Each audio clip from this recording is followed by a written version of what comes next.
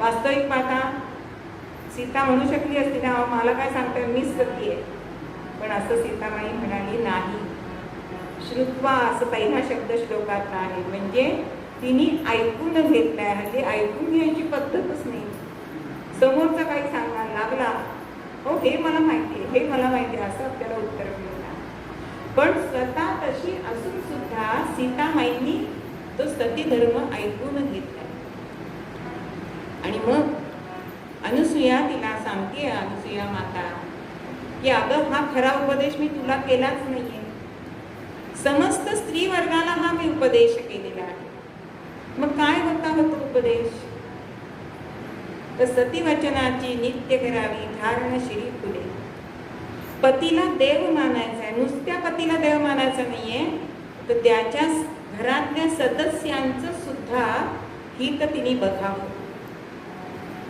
सत्कथांची कर्णफुले तिने घालावी. असा सीतामाईंना तिने जसा उपदेश केला तसा अत्री मुनींनी प्रभू रामचंद्रांना केला.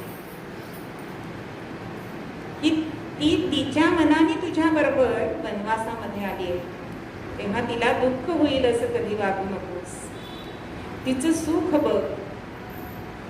म्हणून असं सांगितलं जातं की पतीच्या मध्ये जर स्त्री देव बघत असेल तर प्रत्येक पुरुषाने पत्नीमध्ये सुद्धा देवता बघायला पाहिजे, तरच तो समसंगम आहे. नुसतं स्त्रीने त्याग करावा. बघा आपल्याला कुटुंबामध्ये काय दिसतं, कौटुंबिक जीवनामध्ये जेव्हा हलाखीची परिस्थिती असते तेव्हा नातेवाईक येत नाही, तेव्हा पाठीशी कोण उभं राहतं? पत्नी उभी राहते. पण जेव्हा चांगले दिवस येतात तेव्हा मात्र पतीला आपले सगळे सोयरे जवळचे वाटतात.